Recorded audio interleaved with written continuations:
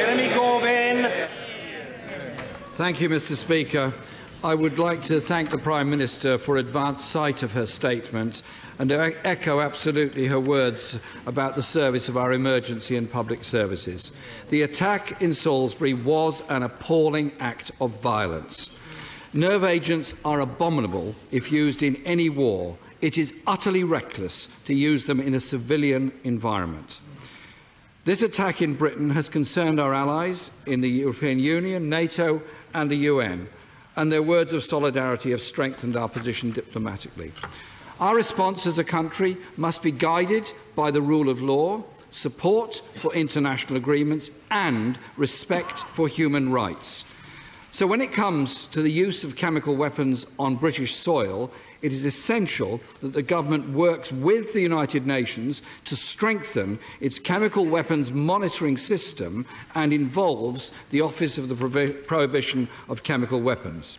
The Prime Minister said on Monday, either this was a direct act by the Russian state or the Russian government lost control of their potentially catastrophically damaging nerve agent and allowed it to get in the hands of others.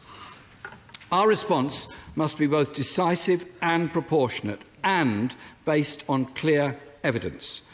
If the government believes that it is still a possibility that Russia negligently lost control of a military-grade nerve agent, what action is being taken through the OPCW with our allies? I welcome the fact the police are working with the OPCW. And has the Prime Minister taken the necessary steps under the Chemical Weapons Convention to make a formal request for evidence from the Russian government under Article 9.2? How has she responded to the Russian government's request for a sample of the agent used in the Salisbury attack to run its own tests? Has high-resolution trace analysis been run on a sample of the nerve agent, and has that revealed any evidence as to the location of its production or the identity of its perpetrators? And can the Prime Minister update the House on what conversations, if any, she has had with the Russian government? And while suspending planned high-level contacts, does the Prime Minister agree that it is essential to maintain a robust dialogue with Russia in the interest of our own and wider international security? With many countries, Mr. Speaker, speaking out alongside us, the circumstances demand that we build an international consensus to address the use of chemical weapons.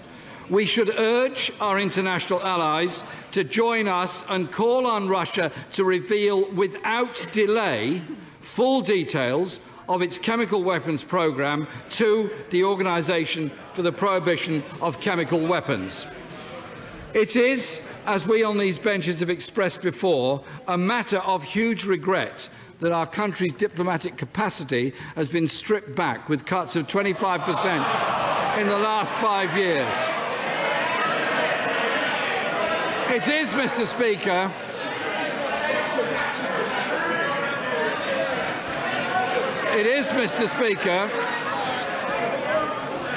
The right honourable gentleman must be heard. There will be adequate opportunity for colleagues on both sides of the House to put questions. Members must be heard. Jeremy Corbyn. I couldn't understand a word of what the Foreign Secretary just said, Mr. Speaker, but his behaviour demeans his office.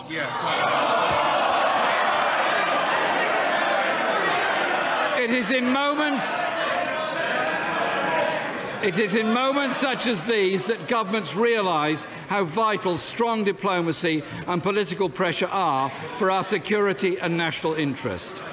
The measures we take have to be effective, not just for the long-term security of our citizens, but to secure a world free of chemical weapons. So can the Prime Minister outline what discussions she has had with our partners in the European Union, NATO and the UN, and what willingness there was to take multilateral action? While the poisonings, Mr. Speaker, of Sergei and Yulia Skripal are confronting us today, what efforts are being made by the government to reassess the death of Mr. Skripal's daughter Ludmila, who died in 2012, and the deaths of his eldest brother and son, who have both died in the past 2 years? We have a duty to speak out against the abuse of human rights by the Putin government and its supporters, both at home and abroad. And I join many others in this House in paying tribute to the many campaigners in Russia for human rights and justice and democracy in that country. And Mr. Speaker, we must do more to address the dangers posed by the state's relationship with unofficial mafia-like groups and corrupt oligarchs. We must also expose the flows of ill-gotten cash between the Russian state and billionaires who become stupendously rich by looting their country and subsequently use London to protect their wealth. We welcome the Prime Minister's statement today, clearly committing to support the Magnitsky amendments and implementing them as soon as possible, as we on this side have long pushed for. Mr. Speaker, yesterday, Nikolai Glushkov, a Russian exile who was close friends with the late oligarch Boris Berezovsky, was found dead in his London home. What reassurance can she give to citizens of Russian origin living in Britain that they are safe here? Mr. Speaker, the events in Salisbury earlier this month are abominable and have been rightly condemned right across the House.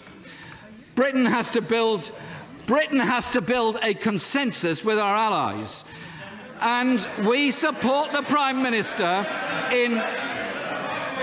Mr. Speaker, we support the Prime Minister in taking multilateral action and firm action to ensure we strengthen the Chemical Weapons Convention, to ensure that this dreadful, appalling act, which we totally condemn, never happens again in our country.